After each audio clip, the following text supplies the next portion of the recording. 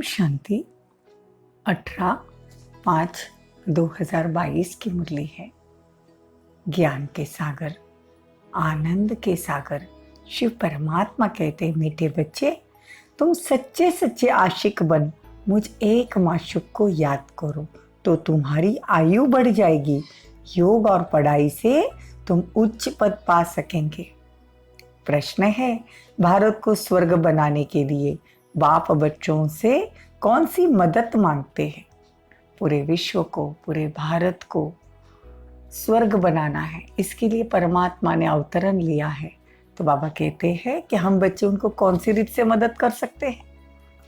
उत्तर है, मुझे पवित्रता की मदद चाहिए। प्रतिज्ञा करो, हम काम विकार को लात मार पवित्र जरूर बनेंगे। सवेरे सवेरे उठ अपने से बातें करो, मीठे बाबा हम आपकी मदद के लिए तैयार है। हम पवित्र बन भारत को पवित्र जरूर बनाएंगे। हम आपकी शिक्षा पर जरूर चलेंगे, कोई भी पाप का काम नहीं करेंगे। बाबा आपकी कमाल है, स्वप्न में भी नहीं था कि हम कोई विश्व का मालिक बनेंगे। स्वप्न में था क्या हमको कि भगवान हमको आकर देवता बनाएंगे? ऐसा लगता था कृष्ण होकर गया, राम होकर गया, ये सृष्टि चक्र वापस फिरता है, हम स्वयं देवता बनेंगे। ये बात तो स्वप्न में भी नहीं थी। और आप हमें क्या से क्या बना रहे हो? गीत है, तुम्हारे बुलाने को जी चाहता है। ओम शांति। लाडले बच्चे यह जानते हैं, हम आत्माएं आशिक है उस एक माशूक बाप की। बच्चे जानते हैं आशिक और माशूक का संबंध कितना तीखा होता है। वो जिस्मानी आशिक जो होते हैं वो तो जिस्म पर आशिक होते हैं, विकार के लिए नहीं। बच्चे जानते हैं जब कोई शादी होती है तो भल स्त्री पुरुष कहलाते हैं, परंतु वो भी आशिक माशूक है, एक दो को पतित बनाने वाले। अभी तुम बच्चे आशिक बने हो एक माशूक के, जो सभी आत्माओं का माशूक है, सभी उस एक के आशिक है।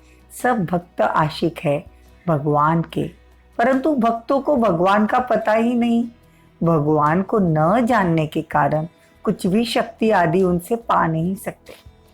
कण कण में, ठिक्कर भीतर सब में भगवान को ढूंढते हैं। भगवान कहते हैं मेरा परिचय ही नहीं उनको।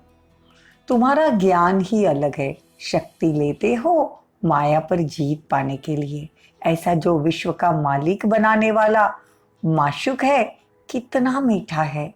जिसने बाप को अपना बनाया वो जानते हैं कितना अच्छा माशूक है। तुमने जो आधा कल्प याद किया, अभी तुमने बाप को जाना है तो तुमको बहुत शक्ति मिल रही है।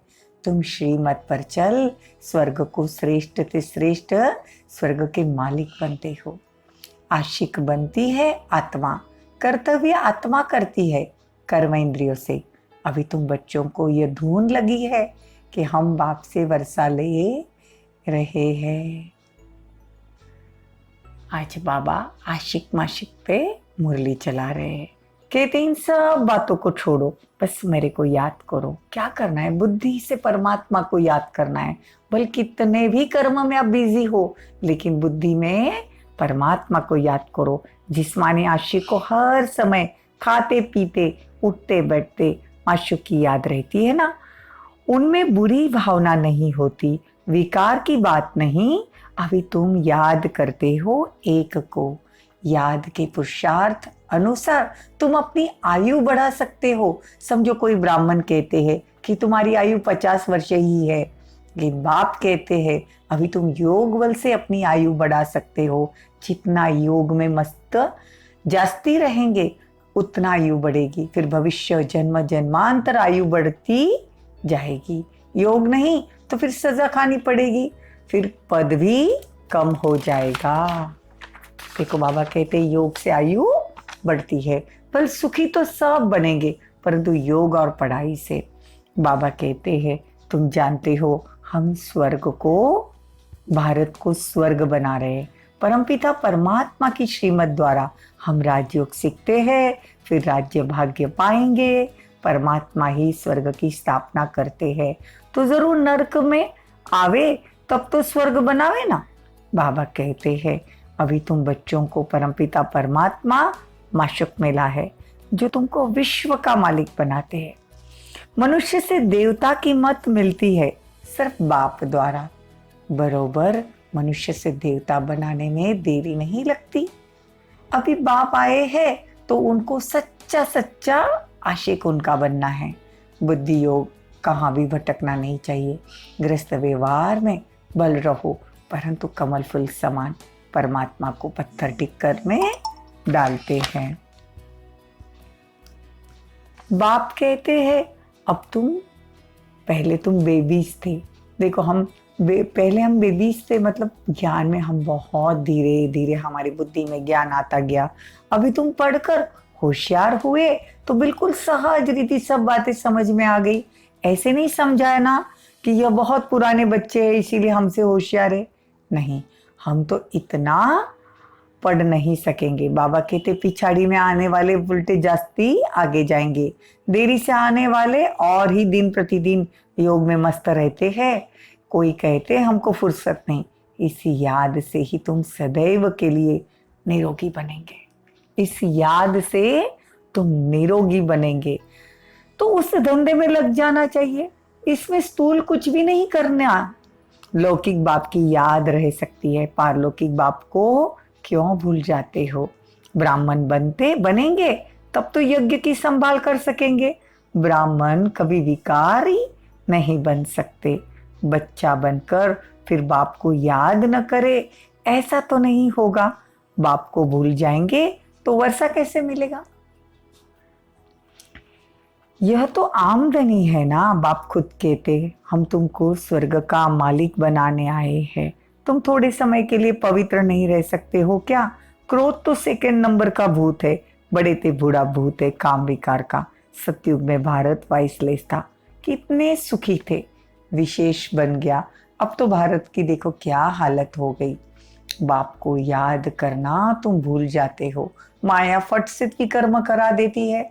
बड़ी बड़ी मंजिल है। बाबा कहते अच्छा एक घड़ी याद करो, नहीं कर सकते आधी घड़ी याद करो। कम से कम इतनी तो कोशिश करो जो अंत में परमात्मा की याद होनी चाहिए। बाप कहते पूरे आशिक भी तो बनो ना। बाप तो दाता है।